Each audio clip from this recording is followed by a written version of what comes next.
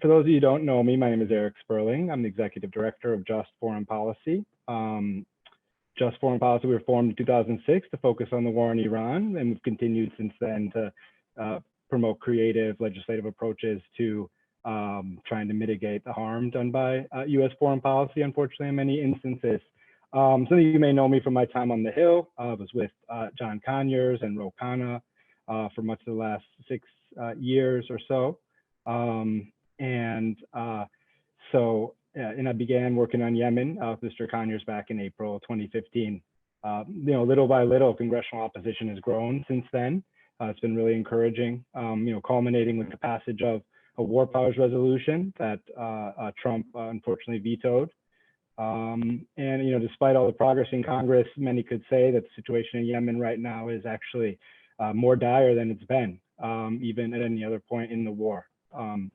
As a result of the difficult situation that the US and the Saudi coalition finds itself in, Pompeo and the different Gulf regimes have slashed aid to Yemen while maintaining a blockade that has caused skyrocketing food prices. So that's led UN Secretary General to say Yemen could face the worst famine in decades, with potentially millions perishing. So it's very, very dire. We're so grateful to have you all on this panel. This panel will go over the details on the situation, and then also the legislative state of play and what you'll be able to do to contribute to finally ending this war. So I'll just give the bios of the panelists quickly. Dr. Aisha Jumaan is the president of Yemen Relief and Reconstruction Foundation. She has over 30 years of experience in public health, including 13 years with the US CDC. She's currently working as an independent consultant, coordinating health-related projects in Yemen, where she's also worked with the UNFPA and UNDP. Bruce Riedel, senior fellow and director of the Brookings Intelligence Project, part of the Brookings Center for the 21st Century Security and Intelligence. He serves as a senior fellow at the Center for Middle East Policy, and he retired in 2006 after 30 years of service at the CIA, including postings overseas. He was a senior advisor on South Asia and the Middle East to the last 4 presidents of the United States in the staff of the National Security Council at the White House. And he was also Deputy Assistant Director for Defense for the Near East and South Asia at the Pentagon, and a senior advisor to NATO in Brussels.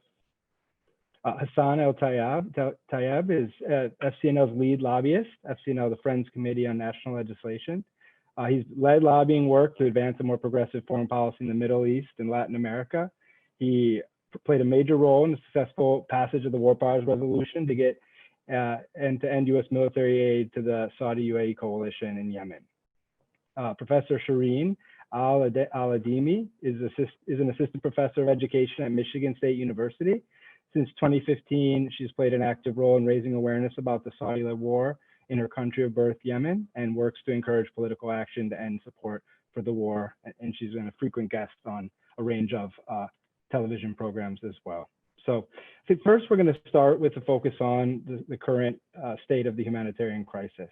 So as I mentioned, this is currently considered to be the world's worst humanitarian crisis, with the UN Secretary General taking the rare step of warning that the country's on the worst famine we've seen in decades. So Dr. Jumaan, would you be able to walk us through how this humanitarian crisis has unfolded and the current situation on the ground?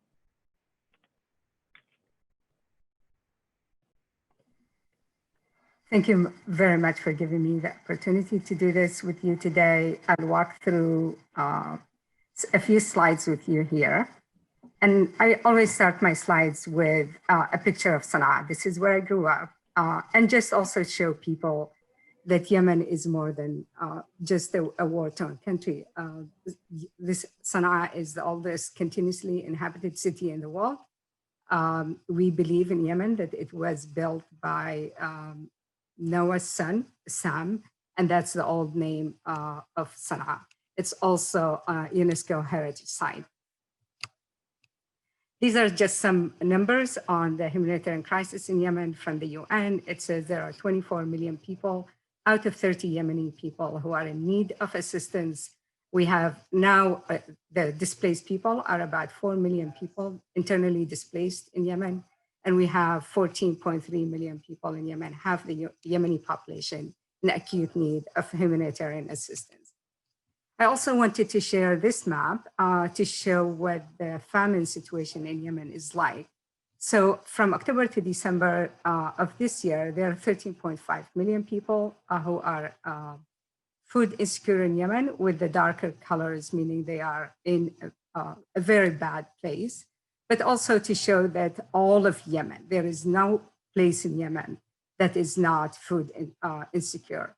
On a projection for January to June, there will be 16.3 million people who are in need of humanitarian assistance in Yemen and who are going to be experiencing severe famine. And as you can see, the red and the brown is increasing as well. Then I also, because of the severe malnutrition, there are a lot of infectious diseases that are going on in Yemen. This is a map of the cholera outbreak in Yemen. We have over 2 million cases of cholera. Cholera has been raging in Yemen since 2017. It's very sad that in the 21st century, we have a cholera outbreak of 2 million cases and more. This is on dengue cases in Yemen. Dengue is unfortunately right now, because we have all the 4 serotypes, meaning that most of the cases are going to be hemorrhagic, which means a lot of them are going to die as well. So, and you see the increase in number of cases in 2020. For the first 47 weeks, we have over 61,000 cases of dengue. If we look at a severe acute respiratory infection, again, there are quite a few cases. Last winter, there were a huge outbreak. And then here of this year, the red is mortality. We have over 20% mortality. I'm suspecting this is due to COVID-19. And then this is the number of diphtheria cases. Yemen had not had the diphtheria outbreak since 1980. And now diphtheria has been raging in Yemen, impacting a lot of young kids. And we see, again, quite a high fatality rate. Again, this is also due to malnutrition. I also want to talk about COVID-19. And although the northern governorates in Yemen are not reported COVID-19 cases, and the other governorates in the south are reporting, but again, because they don't have enough reagents and testing and the health system, half of it is non-functional. I just want to focus on Hadramaut that has the best reporting in terms of data. And you can see about 1/3 of those who are confirmed COVID-19 cases die. And for the whole country, the fatality rate from COVID-19 is at 29%, the highest in the world. COVID-19 also brought in an issue of hunger. Yemeni people are more concerned with dying of hunger than they are of COVID-19. When we do our distribution of food baskets, we've been told that they would rather, families that we get in touch with, they would rather die of COVID-19 than die of hunger, because that's a less painful death. With all of that, unfortunately, Yemen has also been having a lack of funding. There are 15 or 41 major United Nations programs that had been cut already, and 30 or more will be affected in the coming weeks. This is from Lisa Grande. If you look at WFP, at least until April of this year, and you do see a reduction in number of people who are receiving aid and food baskets from the World Food Program. I also want to mention here, given that we're talking about the Houthi potential designation by State Department, that this is going to make the situation in Yemen even worse. There is going to be reduced funding for humanitarian crisis, and we already seen an increase in famine in Yemen. It's also going to halt the work of the international aid agencies, because it's going to be very challenging for aid agencies to work in Yemen. The financial system in Yemen is going to be frozen, basically. Bank would refuse to transfer funds, and as it is right now, we have to jump through so many hoops to be able to send funds to Yemen. The central bank and all the headquarters of financial services in Yemen are in Sana'a. So people who think that it's going to affect the northern part of Yemen are mistaken. It's going to affect every single part of Yemen.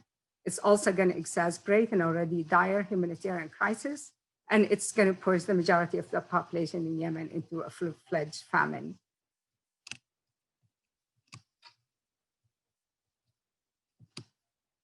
So this is from the World Food Program saying window to prevent famine in Yemen is narrowing. And we just really don't want to do any more of that.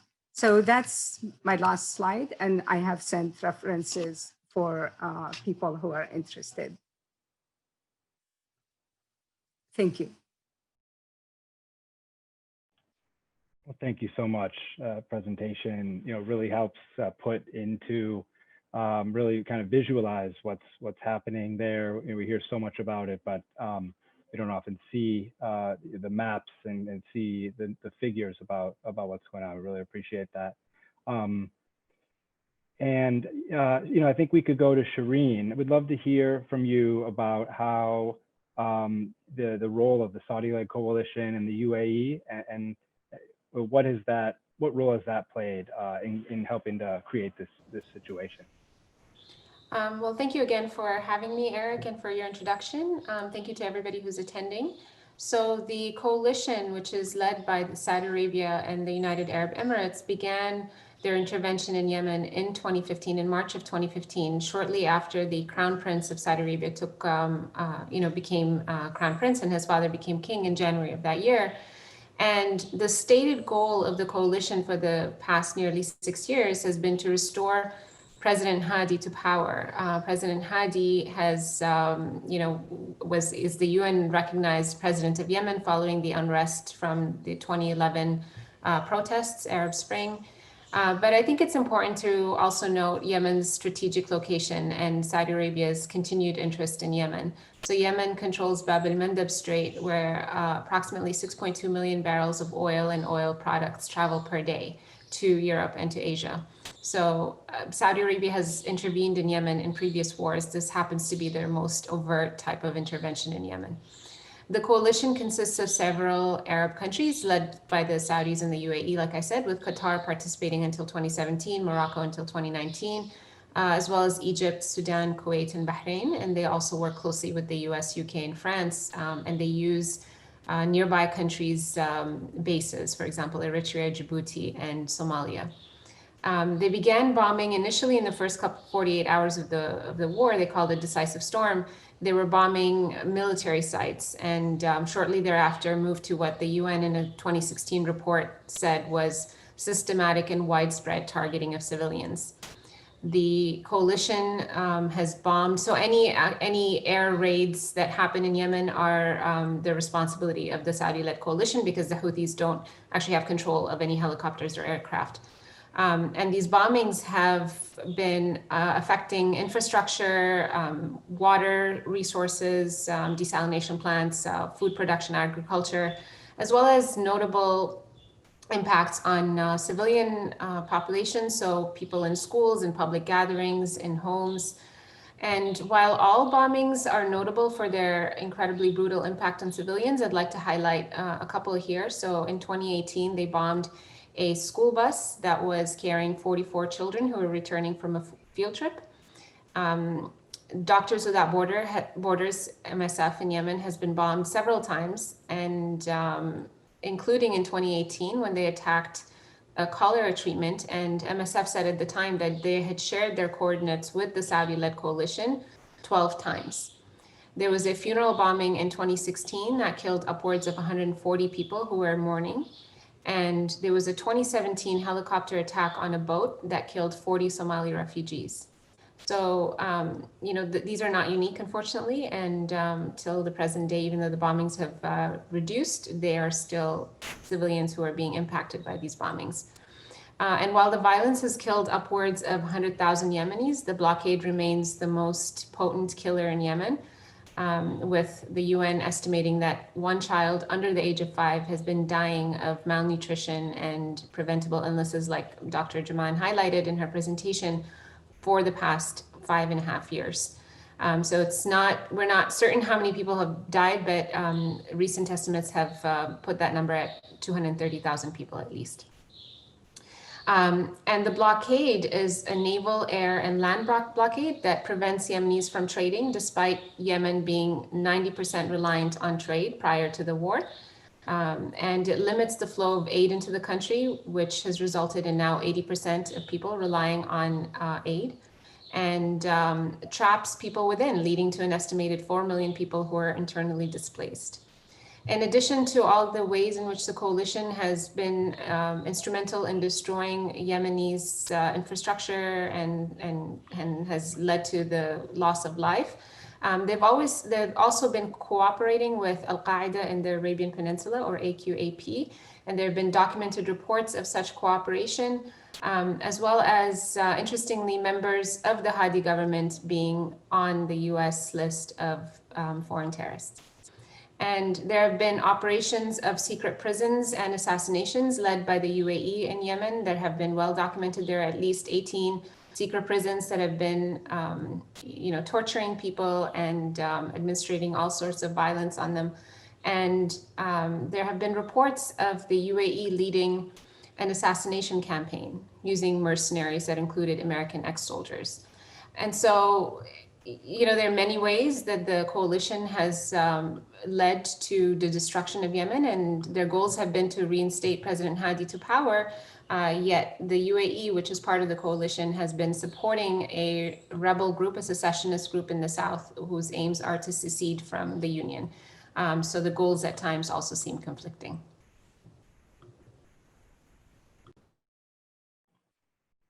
Thank you so much for that information. I think a lot of us in Congress who are concerned about the humanitarian impact of military campaigns done by the U.S. and the civilian casualties.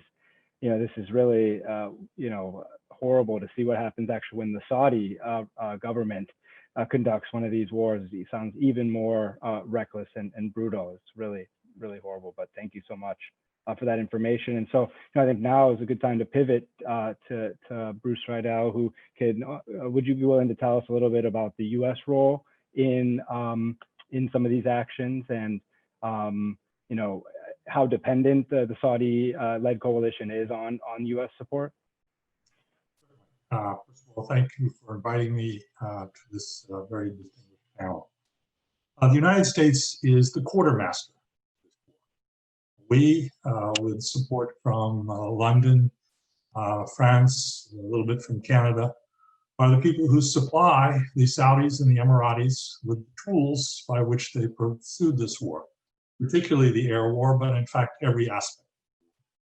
We are the #1 provider of military equipment.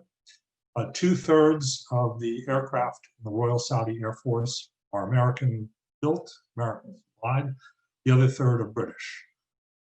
What do I mean by supply?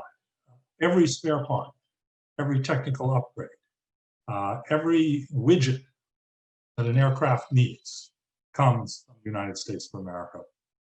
Without those pieces, those aircraft are basically unusable.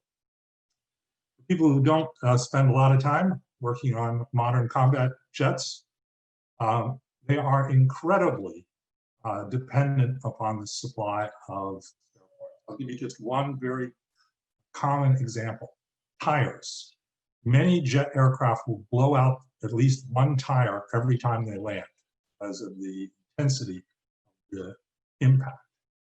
These are not tires that you can get by going to your local Mercedes or Ford dealer. These are very, very distinct, special kinds of tires, and you have to get that from the right spare part provider. But it also applies to things like munitions packages, to radar systems.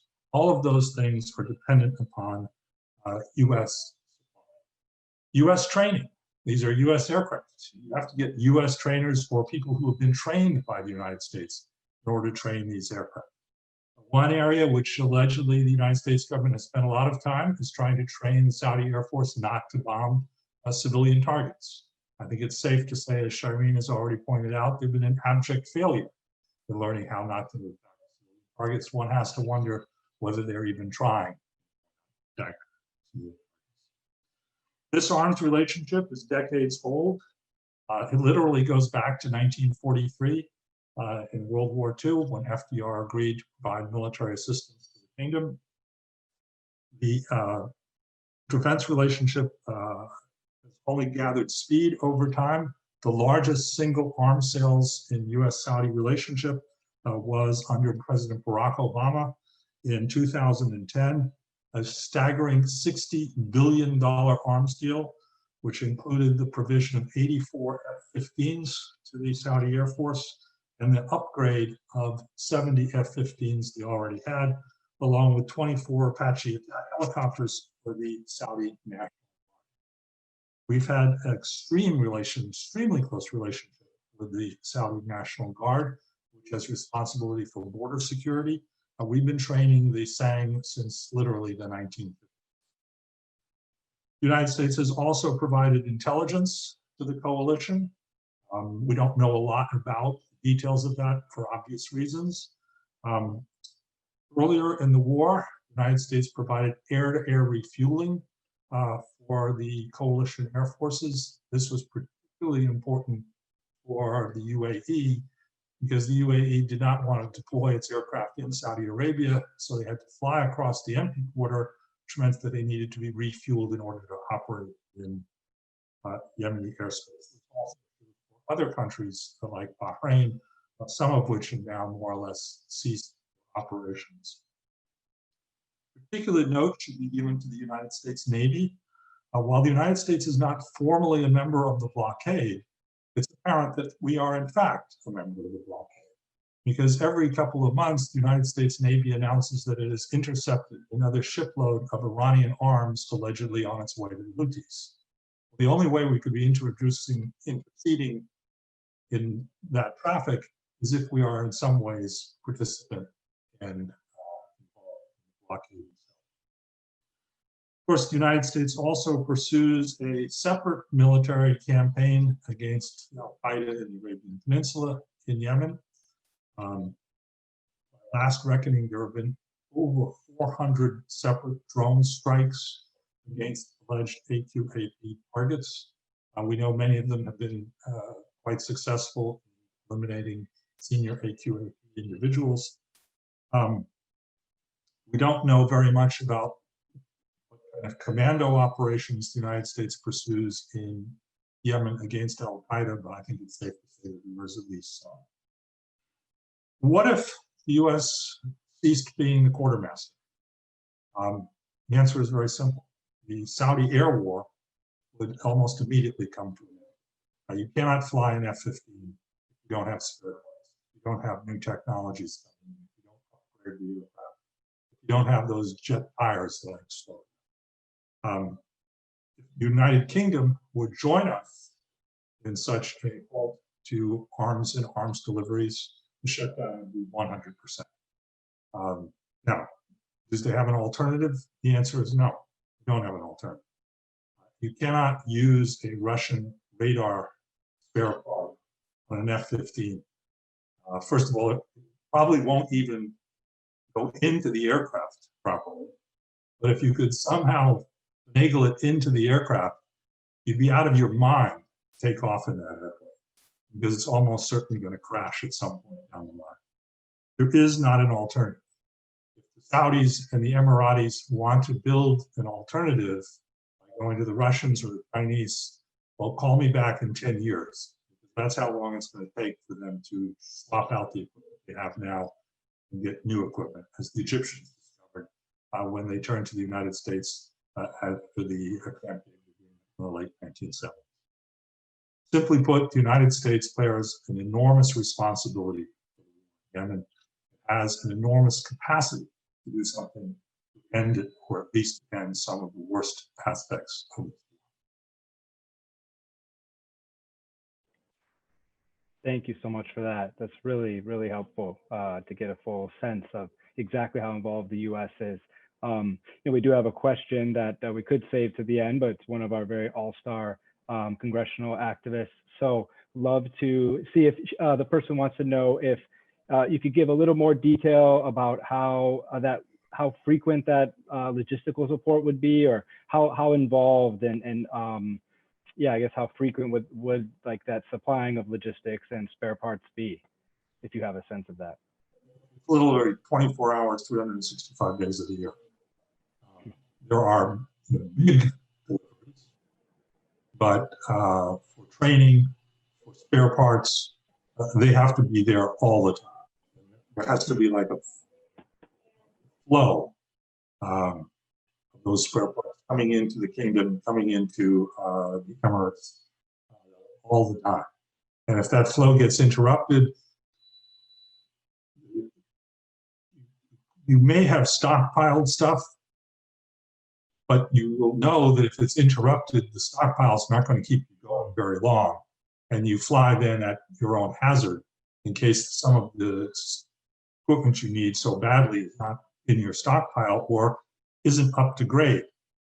And especially if you take American technicians out of the system, you're going to cause real problems for the Saudi Arabia. Now, for the land forces, Saudi land forces hardly do anything at all in this war. The amount of money Saudi Arabia has spent on its military, the bang for the buck, as I like to say, is pitifully inadequate. They never made a serious ground offensive across the border. They can't even defend the border. They do provide assistance, of course, to Hadi forces and to mercenaries on the ground. But the Saudi land forces have not covered themselves in distinction in this war. The Saudi Navy, which helps to enforce the naval blockade, of course, doesn't face any opposition. The Houthis don't have it. They have a few cruise missiles and things that they've engineered with the help of the Iranians, but they're not. They don't have significant surface to sea capacity, at least as far as we've seen in the last 6 years. That's really helpful. I, for one, didn't realize that it was that much of a 24-hour activity, and so it shows how easily pulling out U.S. support would likely end the bombing that Shireen talked about very quickly. So I really appreciate that. I guess one final question is: are DoD forces specifically involved in the jet tires, or who's actually providing that? This is always a kind of shady area. A lot of this stuff comes from private companies like Raytheon, of course, but they operate there under the protection and with the support of the United States government, specifically the Department of Defense. And the Department of Defense representatives in the kingdom and in the Emirates oversee the entire relationship. So you may have a civilian contractor who is actually providing the spare part, but they're doing that only with the approval of the United States Department of Defense. And there's a lot of gray area here that we don't know how deeply involved in operational planning are American military forces. The reason I say that this is a gray area is because literally since 1990, when the United States sent 500,000 men to Saudi Arabia for Operation Storm, our militaries have been so interlinked with the Saudis, and our forces are in their headquarters. And in return, they're in our headquarters back in CENTCOM in Tampa. It's hard to separate the two militaries. The Saudis depend very much upon training in the United States, as we saw in Florida a year ago. That's incredibly helpful. Thank you so much for that. So I think we've got a really good background on what's going on on the ground to the U.S. involvement. But I think the good news is we have a very exciting, strong movement to put an end to this finally after after more than 5 years. The Biden administration, I remember members of Congress wrote after Trump won the presidency, wrote to the Obama administration and said, please don't hand this war off to President Trump. It could get even worse. And unfortunately, they did hand it off. But since then, President-elect Biden made a strong commitment to end the war. We've seen Tony Blinken, now Secretary of State, and several dozen others, senior officials in the Obama administration, call for the war to end.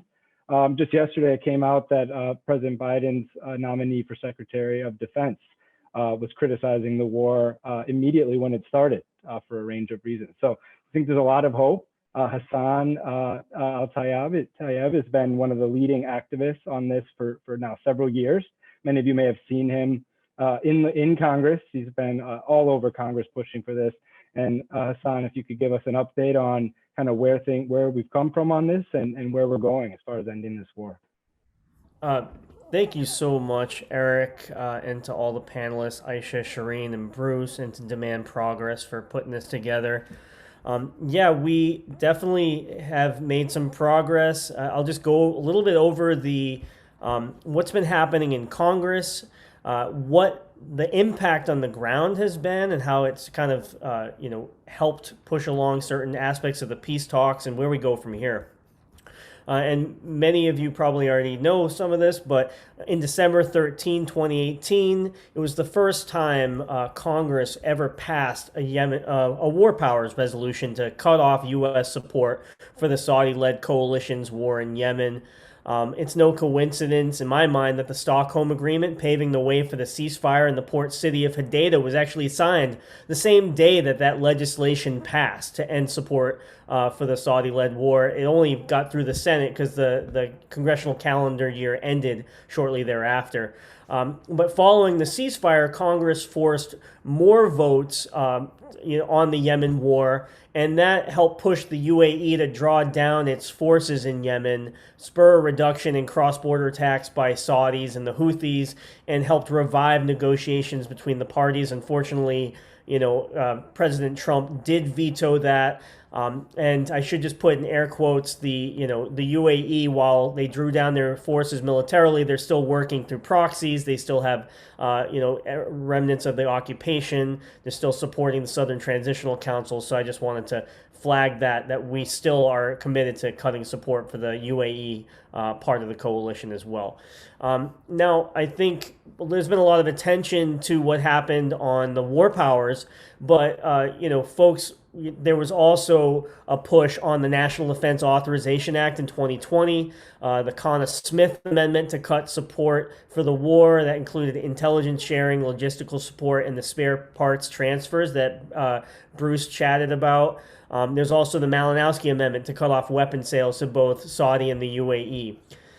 Flash forward in the FY 2021 NDAA, there was actually an amendment supported by Representative Rokana to actually kind of do a one-time GAO report on the U.S. participation in the Saudi blockade of Yemen. And I hope it's irrelevant in a year from now after, we finally get the report. But I think that's also really important to really highlight U.S. participation in the blockade. Just a few weeks ago, the Representative DeFazio introduced a Yemen war powers resolution in the House. It's starting to pick up co-sponsors. It's definitely be great to get more folks to co-sponsor that important resolution as we head into the next year and really try to keep the drumbeat going for ending support for the war. As Eric mentioned, the Biden administration has made some really firm commitments on ending support for the war, but I just wanted to highlight that in FCNL's perspective, doing so via signing a Yemen war powers resolution in the new year would be absolutely critical to have, for the first time in 46 or so years, to have a president sign a war powers resolution would not only put, a tremendous amount of pressure on the coalition to end their airstrikes, blockade, and support a ceasefire, but also help us with this larger question of,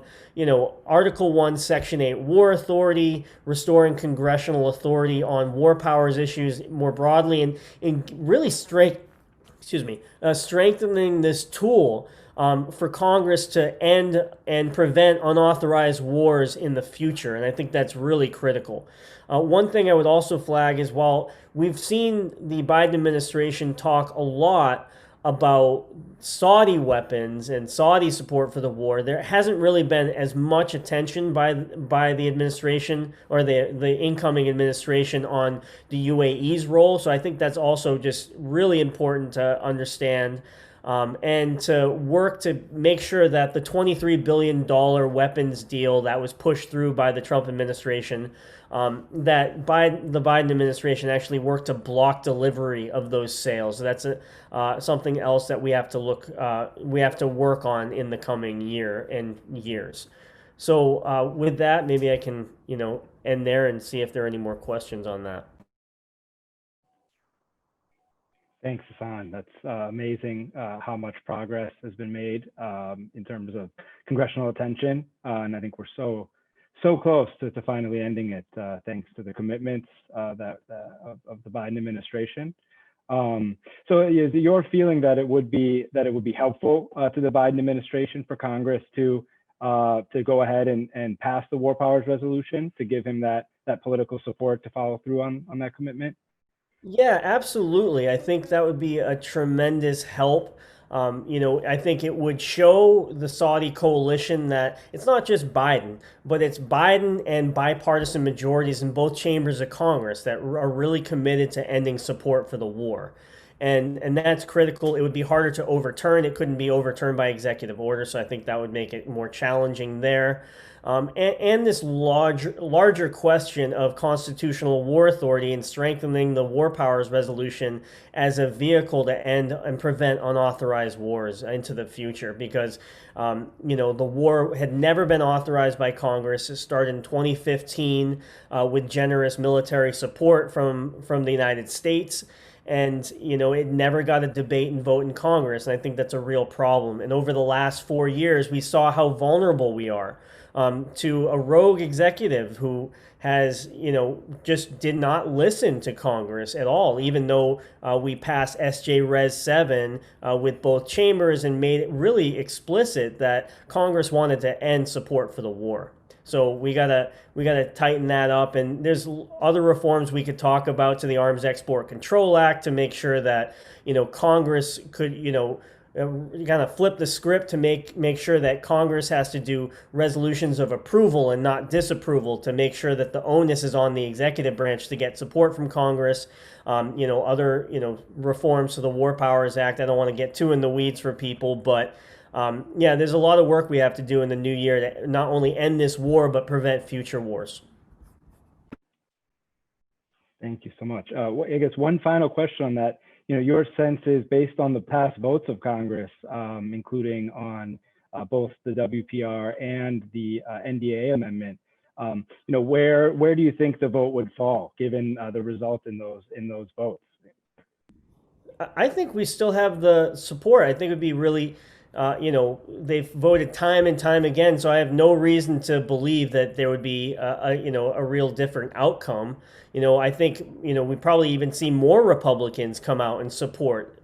So there's an opportunity to even grow, things like the War Powers Caucus and Republicans, who really support constitutional war authority. So I think we're in a really good position, and I think. If, and President-elect Biden has repeatedly said that he cares about the institution of Congress. He was in the Senate for a long time. The chair of the Senate Foreign Relations Committee understands these processes.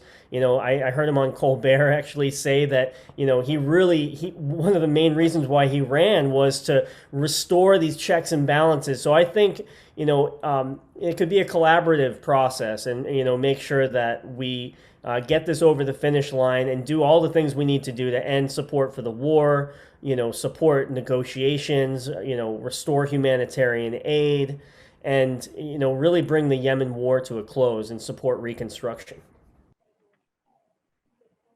That's great. So it sounds like all indications are that if this were introduced if and when this is introduced in the House and Senate, that it would be passed overwhelmingly. And that's really, really exciting. So I think something for the Yemeni people and those of us who want to end the U.S. role to really get excited about and get some hope about. So I think we have a few questions here from the audience. So thank you for that. Let me bring up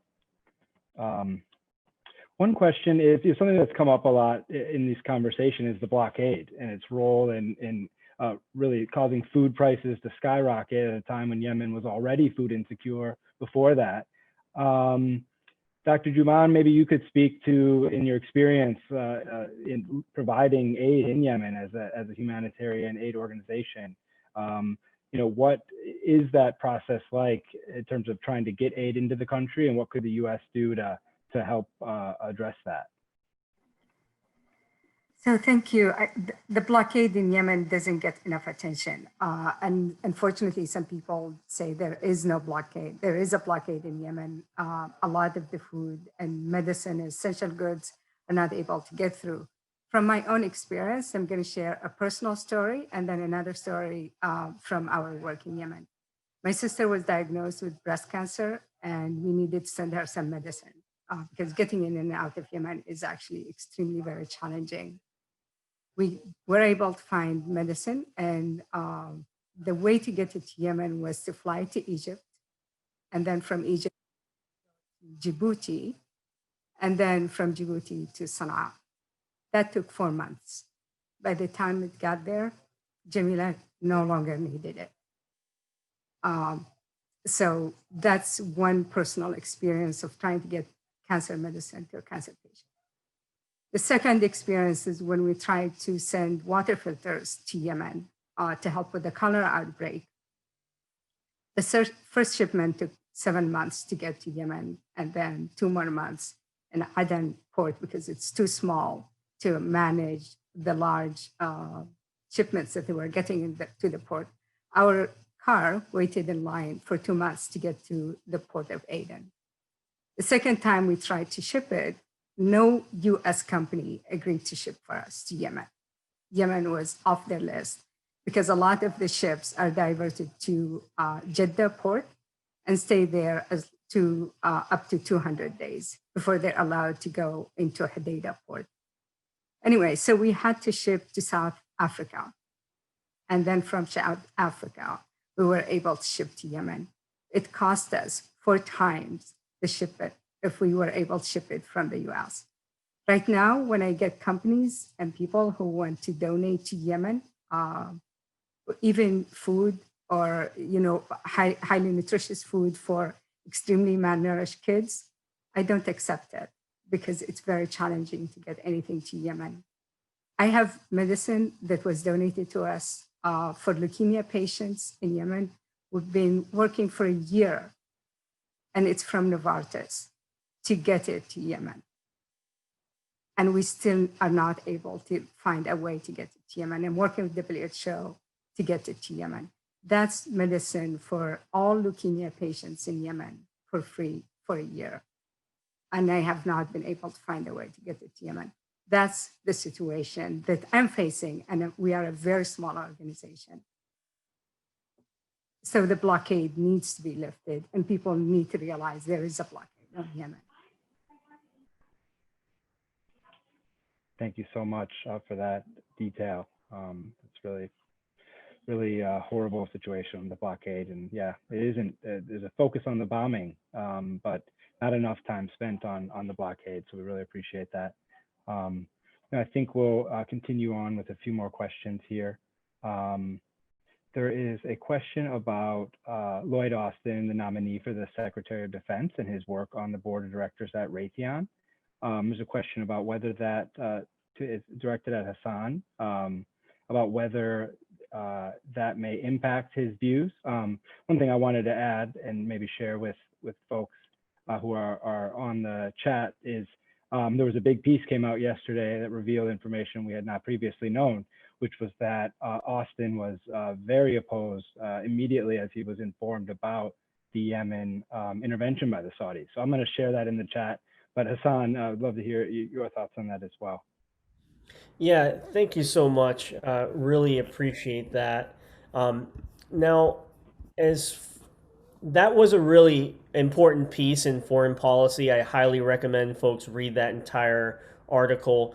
Now, we have a lot of work to do. I mean, these nomination hearings are coming up, so I highly recommend folks, especially folks here that are on HASC and SASC, to ask pointed questions about the UAE weapon sale. You know, make sure that we, ask hard questions of Lloyd Austin.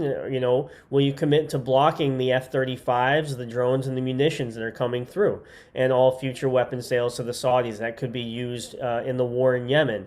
Now, I think there's sometimes people overplay the idea that Lloyd Austin equals Raytheon. I don't think that's the case.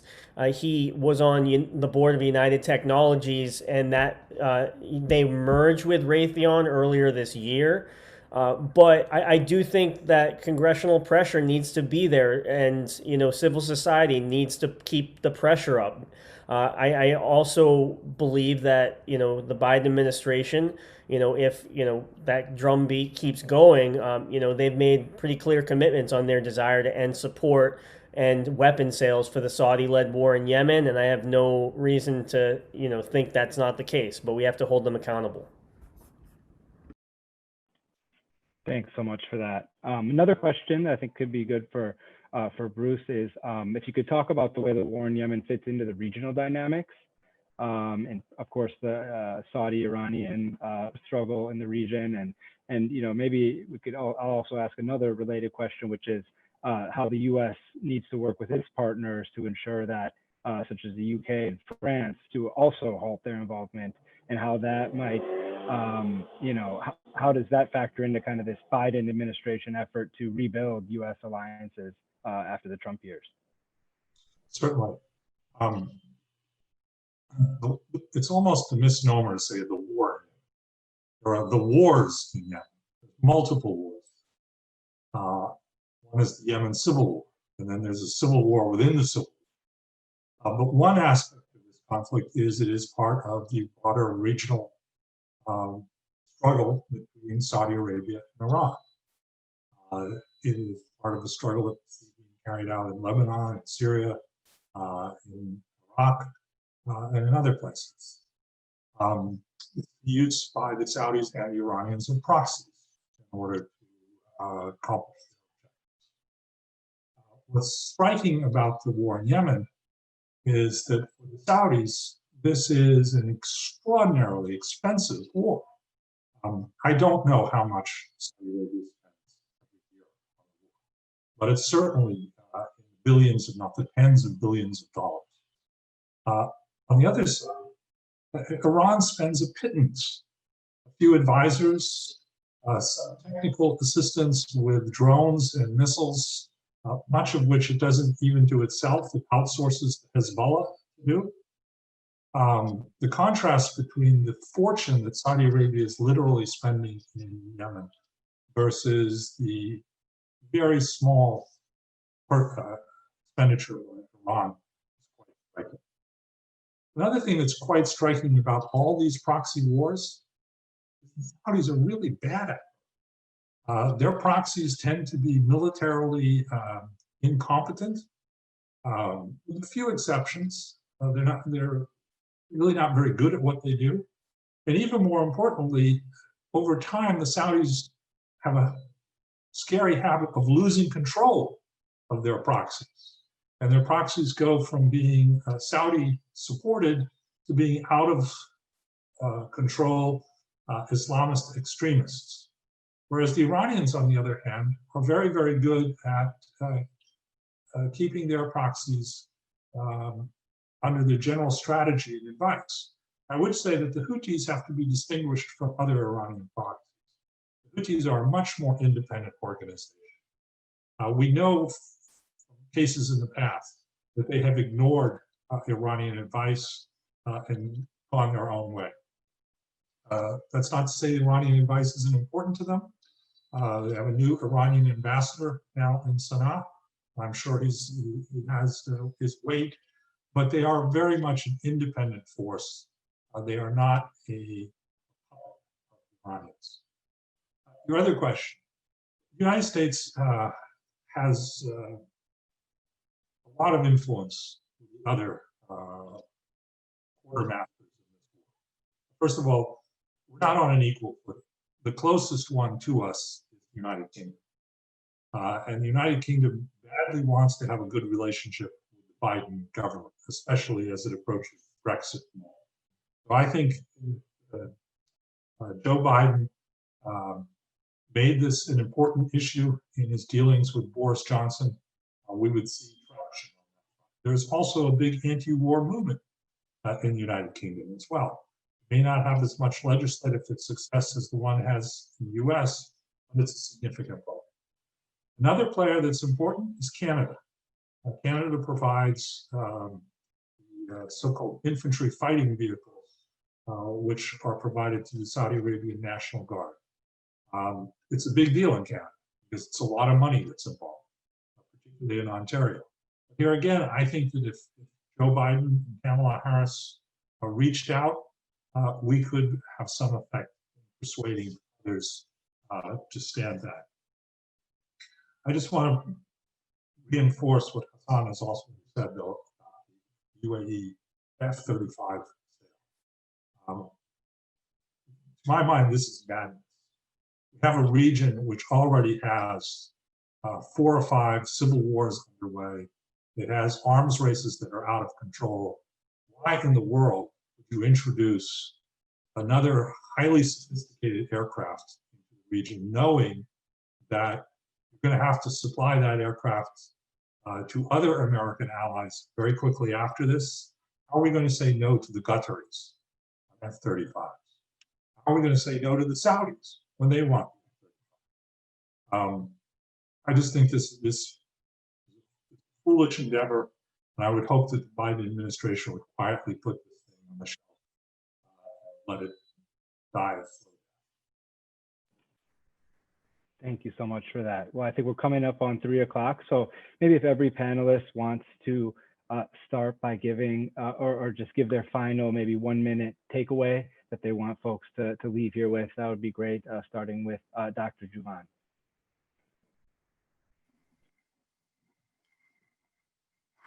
I think it's important for our elected leaders and congressional